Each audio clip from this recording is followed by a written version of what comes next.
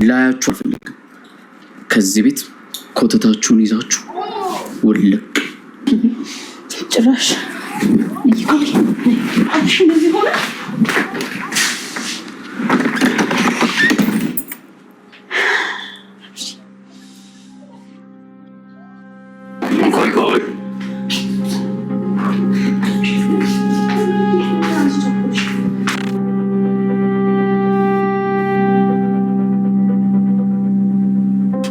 ወዴት ነው ሰከም ሰከም የምትሉት? ኮታችሁን ሰብስባችሁ ያዙ እንጂ።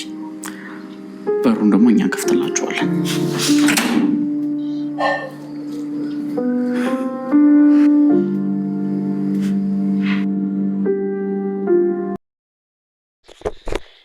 ትትና እንግዲህ ሀገር ውስጥ እንደሆነች ቤተሰቦቿ ጠረጠሩም። እንግዲህ ትትና እንደምታውቁት ሁሌ በአረብ ሀገር ነኝ ያለሁት ብላ ለቤተሰቦቿ ዋሽታ ነበር የምትኖረው። ምክንያቱም ከደረሰባት ችግር አንጻር ከዛ ካሳለፈቻቸው ችግሮች አንጻር እንግዲህ ለቤተሰቦቿ ወደ አረብ ሀገር መሄድ አልቻለችም ማለት ነው።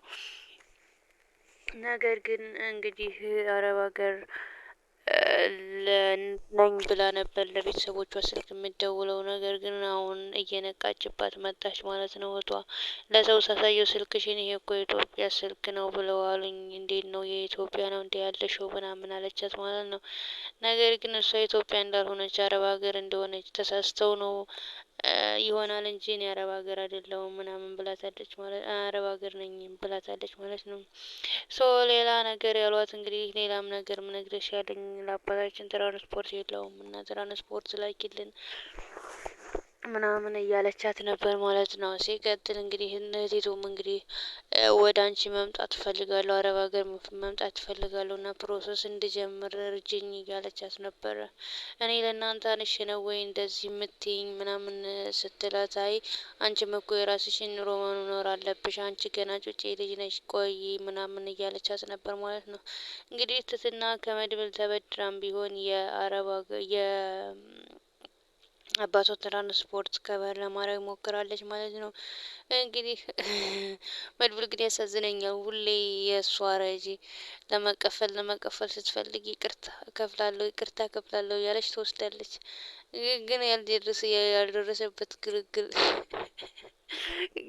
ያውቃል አያውቅም ነው ያውቃል። ያልደረሰበት ሰው ግርግር ያውቃል ነው ምናምን። እንግዲህ በባለፈው ክፍል እንዳያችሁት አብርሽ ቤቱ የኔ ነው እያለ በደስታ እየፈነደቀ ነበር ማለት ነው። ቤቱ የእሱ ነው ቢሆንም ግን የካርታው ነገር እያሳሰባቸው ነበር ማለት ነው። የካርታውን ነገር የደበቀችው ትዝታ ናት ብለው አስበዋል ማለት ነው። ትዝታ እንደደበቀችውም ያው ሁሉም ሰው ሹር ነው።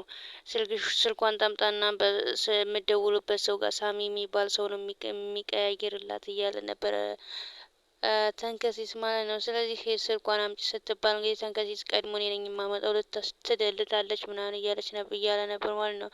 ስልኳን ሲያመጡት ግን ምንም አይነት ፋይል ሊያገኙ አልቻሉም።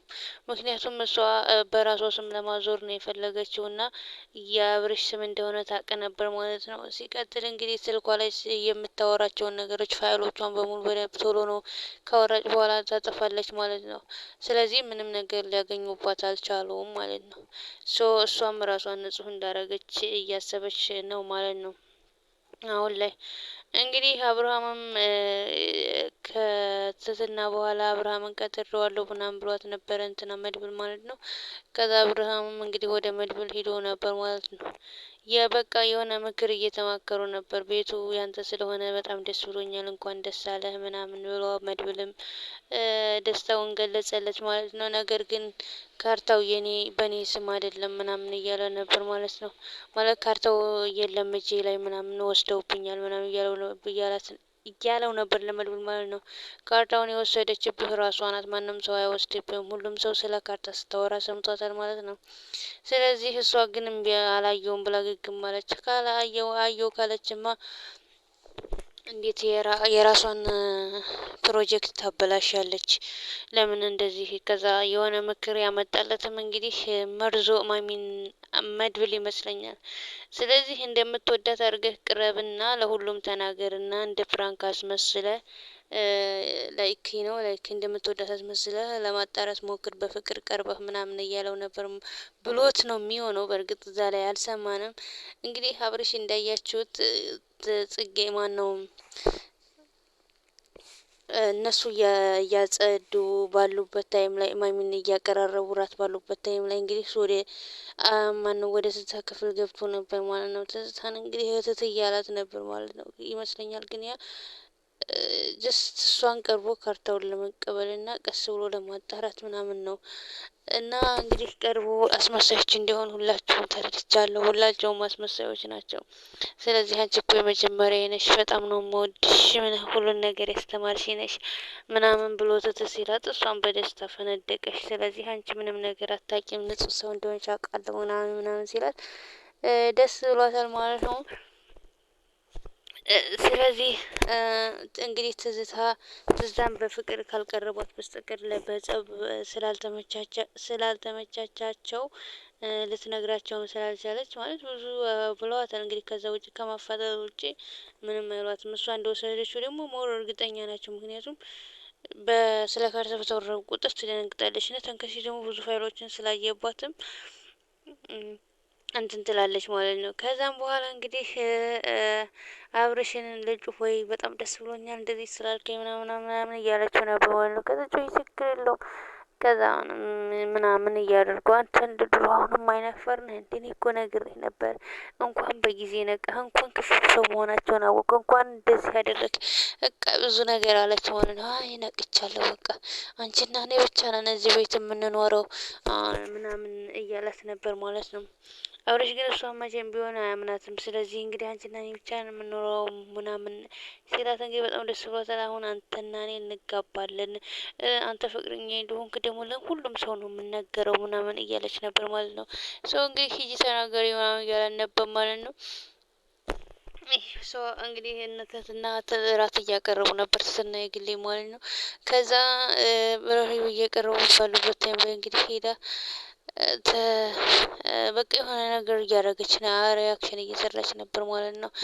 የኔ ውድ የኔ ፍቅር ምናምን ትዝታዬ ምናምን ሲላ የማይሰማ ጉድ የለም ምናምን ብለው ደነገጡ ማለት ነው እነሱም። ከዛ በኋላ እንግዲህ ሲደነግጡ እኔ እንሂድ ምናምን ብላ ትናንት ስትል ልክ እንደ ቆሻሻ ነይ ወዴት ነው የምትሄጂው? አብርሽና እኔ ከዚህ በኋላ ፍቅረኛ ማማቾች ነን፣ እንጋባለንም እናንተ ደግሞ እዚህ ቤት ልቅ ብላችሁ ትወጣላችሁ። አሁን በኋላ አይናችሁ ማየት አልፈልግም እናንተ አስመሳዮች ሁላ ትወጣላችሁ ከዚህ ቤት አላቸው ማለት ነው። አብርሽም ኧረ ምን ነው ቤቱ ያንተ ስም ሲሆን በአንተ ስም ነው ስትባል ተቀየርክ፣ እንወጣልሃለን ችግር የለውም ምናምን ብለ እንግዲህ ለመውጣት ተዘጋጅተዋል ማለት ነው። ሊወጡ ሲሉ ራሱ ከዚህ በኋላ ድርሽ እንዳትሉ፣ ወዴት ነው ተንከስ የምትሉት ምናምን ኮተታችሁን ይዛችሁ ውጡ እንጂ እኛ ደግሞ በሩን እንከፍትላችኋለን እያላቸው ነበር አብርሃም ማለት ነው። እነሱም እንግዲህ በጣም ሾክድ ሆነዋል። ግን ደግሞ ይመስለኛል እኔ እንዳሰብኩት ከሆነ መድብል እንደዚህ ብለህ ቅረባት፣ እሷን በላይ እየደለሉባት ነው። ምክንያቱም ደካማ ጎኗ አብርሽ ስለሆነ በደካማ ጎኗ ካልገባችሁ በስተቀር ሌላ ነገር ልታገኙባት አችሉም ብሎት ነው እንግዲህ አብርሽ በሱስም ሲሆን ቤቱ በጣም እንክብካቤ እየበዛበት ነው ማለት ነው። ልደቱ ሳይሆን ወስዶ በቁርስ እንግዲህ ጽጌና እንትና ራሱ ሀፒ በርዝዴ ብሎታል ማለት ነው።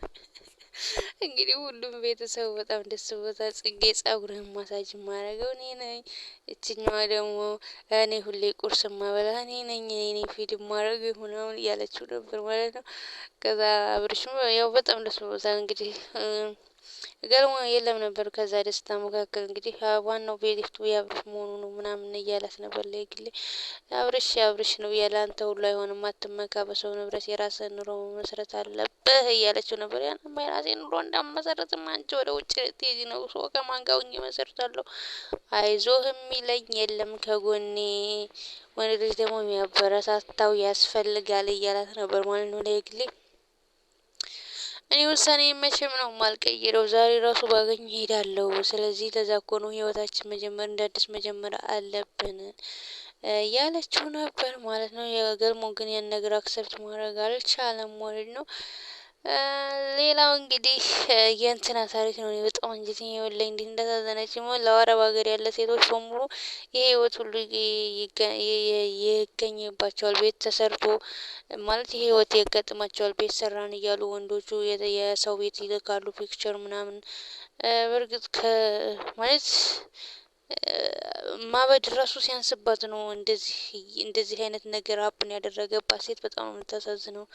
እንግዲህ አረብ ሀገር ለብዙ አመታት ያደገችበት ላይፍ ጎዳና ላይፍ ነበር የምትኖረው ምናምን። ከዛም በኋላ እንግዲህ ጎዳናም ከወጣች ለእናቴ የደረስኩላት ብላ አረብ ሀገር ሄዳ እንግዲህ በሚያገናኛት ልጅ ምክንያት ልቧ ተሰርቆ ኤቭሪዴ እያገናኛት ነበረ። ቤት አሪፍ ቤት ተከራይተንላታል ብለው ነበረ። ከዛ ቤት የራሳቸውን ቤት ገነባን ብሎ ላከላት። ግን ከራሳቸው ቤት የሚያኖራት እናቱን ብቻ እንደሆነ ከዛ በኋላ እንግዲህ ሞልቶላት አረብ ሀገር ወደ ቤቷ ልትሄድ ስትመለስ እንግዲህ ስልኩን አጥፍቶ ጸጥ።